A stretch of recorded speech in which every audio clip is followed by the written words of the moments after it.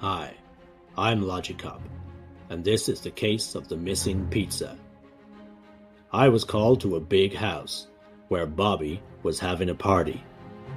Bobby and his friends were going to share a large pizza.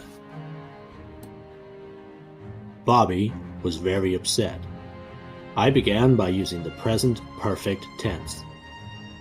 I knew the pizza was eaten in the past, but it was relevant at that moment. I spoke to Bobby's mom, who cooked the pizza. By using the past simple, I found out what time the pizza was cooked. I questioned Bobby's friends. I needed to know where they were when the pizza was being cooked. The phrase "was being cooked" is in the past continuous tense, because it was an action in the past which took some time to complete. I wanted to know exactly what activity the children were engaging in when Bobby's mom called out that the pizza was ready to eat. I used the past continuous to ask my question. Jack began his answer by using the present simple. But he used the past continuous to talk about a continuous action that he was engaging in at the time in question. Bobby used a lot of tenses in his sentence, and you will find that English speakers do this very often.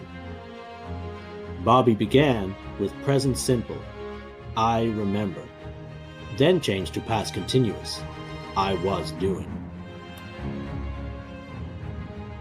And then he used the past perfect continuous, I had been jumping.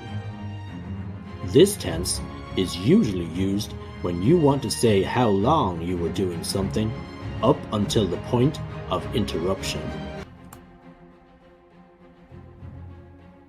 Lucy was the only child who couldn't remember what she was doing, and her sentence linked her present feeling to an unknown earlier action.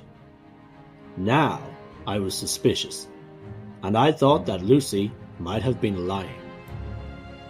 I spoke to Bobby's mom again. Note the number of different tenses that I used. I used past simple, present simple, past continuous, past simple again, present simple, and finally, past simple again.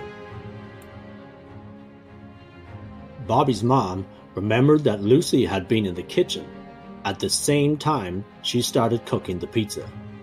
Now, I was confused. I walked around the house looking for clues. I saw a slice of pizza on the floor at the bottom of the stairs. By this time, Bobby's friends had gone home. Lucy was upset because the boys thought she had eaten the pizza. Jack was waving up at Bobby, who was in his bedroom. I went upstairs, and I thought about reaching a point in time when the crime would be solved. I used the present simple when I solve to imagine reaching the event, and the future perfect I will have solved to imagine completing the future action.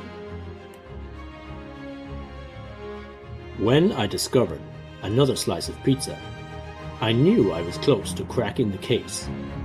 There must have been another child I didn't speak to.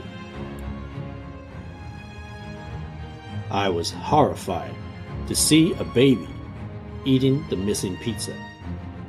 This explained the first clue I saw in the kitchen: the toys. I had all the information I needed to tell the story of what happened to the pizza. While I was talking to myself, the baby escaped. I spoke to Bobby's mom again, and I was close to cracking the case. I realized that the actions of the boys had not been completely interrupted.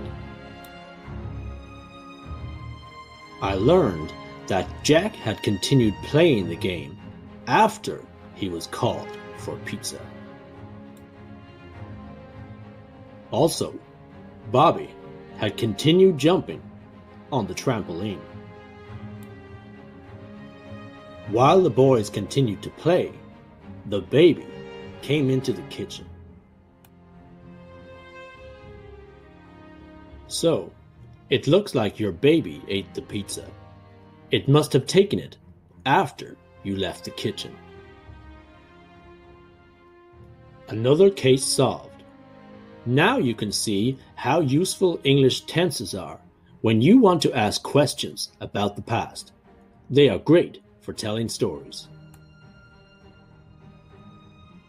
But remember, keep an eye on your baby. It's probably a criminal mastermind. I have a feeling I'll be back to this house again one day.